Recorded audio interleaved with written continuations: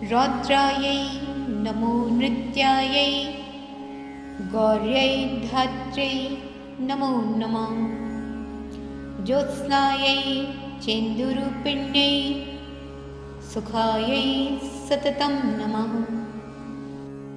श्री दुर्गायै नमः। दशम अध्याय शुंभवध।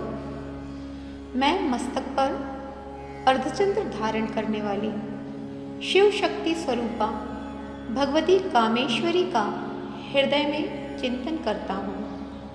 वे तपाए हुए स्वर्ण के समान सुंदर हैं। सूर्य, चंद्रमा और अग्नि ये ही तीन उनके नेत्र हैं तथा वे अपने मनोहर हाथों में धनुष, बाण, अंकुश, पाश और शूल धारण किए हुए हैं। ऋषि कहते हैं, हे राजन, अपने प्राणों के समान प्यारे भाई निशुंभ को मारा गया देख तथा सारी सेना का संहार होता जान शुंभ ने कुपित होकर कहा, दुष्ट दुर्गे, तू बल के अभिमान में आकर झूठ मूठ का घमंड ना दिखा। तू बड़ी माननी बनी हुई है, किंतु दूसरी स्त्रियों के बल का सहारा लेकर लड़ती है। देवी बोली, ओ दुष्ट, मैं अकेली ही हूँ। इस संसार में मेरे सिवा दूसरी कौन है? देख, ये मेरी ही विभूतियाँ हैं, अतः मुझ में ही प्रवेश कर रही हैं।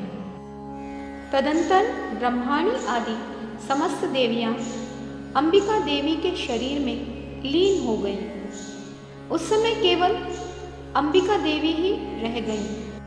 देवी बोली, मैं अपनी ऐश्वर्य शक्ति से अनेक रूपों में यहाँ उपस्थित हुई थी। उन सब रूपों को मैंने समेट लिया। अब अकेली ही युद्ध में खड़ी हूँ। तुम भी स्थिर हो जाओ। ऋषि कहते हैं, तदंतर देवी और शुंभ दोनों में सब देवताओं तथा दानवों के देखते देखते भयंकर युद्ध छिड़ गया। बाणों की वर्षा तथा तीखे शास्त्रों एवं दारुण अस्त्रों के प्रहार के कारण उन दोनों का युद्ध सब लोगों के लिए बड़ा भयानक प्रतीत हुआ। उस समय अंबिका देवी ने जो सैकड़ों दिव्य अस्त्र छोड़े, उन्हें दैत्यराज शुंभ ने उनके निवारक अस्त्रों द्वारा काट डाला। इसी प्रकार शुंभ ने जो दिव्य अस्त्र चलाए, उन्हें परमेश्वरी ने भयंकर हुंकार शब्द के उच्चारण आदि द्वारा खिलवाड़ में ही नष्ट कर डाला। तब उस असुर ने सैकड़ों बाणों से देवी को आच्छादित कर दिया। यह देख क्रोध में भरी हुई उन देवी ने बाण मारकर उसका धनुष काट डाला। धनुष कट जाने पर फिर दैत्यराज ने शक्ति हाथ में ली, किंतु देवी ने चक्र से उसके हाथ की शक्ति को भी काट डाला। तत्पश्चात दैत्यों के स्वामी शुंभ ने 100 चांद वाली चमकती हुई ढाल और तलवार हाथ में ले उस समय देवी पर धावा किया।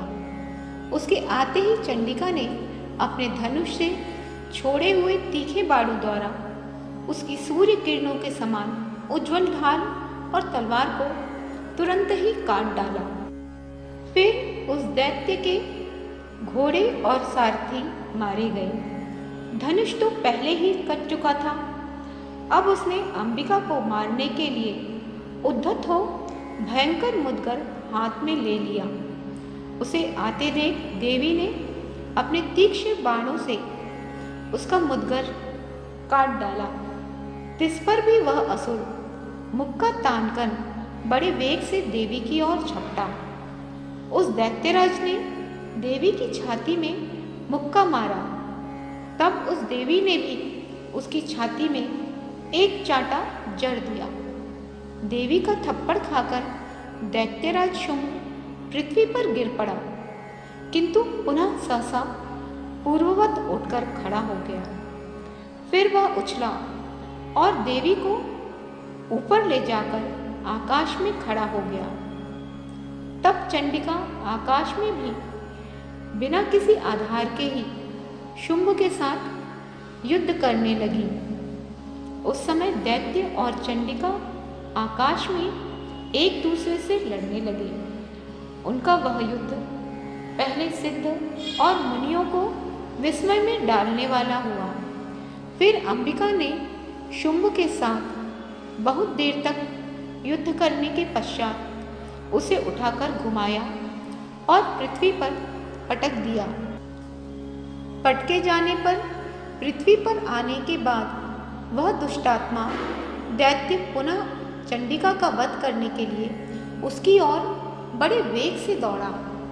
तब समस्त दैत्यों के राजा शुंभ को अपनी ओर आते देख देवी ने त्रिशूल से उसकी छाती छेदकर उसे पृथ्वी पर गिरा दिया। देवी के शूल की धार से घायल होने पर उसके प्राण पखेरु उड़ गए और वह समुद्रों, द्वीपों तथा पर्वतों सहित समूची पृथ्वी को पाता हुआ भूमि पर गिर पड़ा। तदंतर उस दुरात्मा के मारे जाने पर संपूर्ण जगत प्रसन्न एवं पूर्ण स्वस्थ हो गया तथा आकाश स्वच्छ दिखाई देने लगा। पहले जो उत्पात सूचक मेघ और उल्कापात होते थे वे सब शांत हो गए तथा उस दैत्य के मारे जाने पर नदियां भी ठीक मार्ग से बहने लगी। उस समय शुंभ की मृत्यु के बाद संपूर्ण देवताओं का हृदय हर्ष से भर गया और गंधर्वगण मधुर गीत गाने लगे। दूसरे गंधर्व बाजे बजाने लगे और अप्सराएं नाचने लगी। पवित्र वायु बहने लगी। सूर्य की प्रभा उत्तम हो गई। अग्निशाला की बुझी हुई आग अपने आप प्रज्वलित हो उठी तथा संपूर्ण दिशाओं के भयंकर शब्द शांत हो गए। इस प्रकार श्री मार्कंडेय पुराण में सार्वाणिक मनवंतर की कथा के अंतर्गत देवी महात्म्य में शुंभवध नामक 10वां अध्याय पूर्ण हुआ।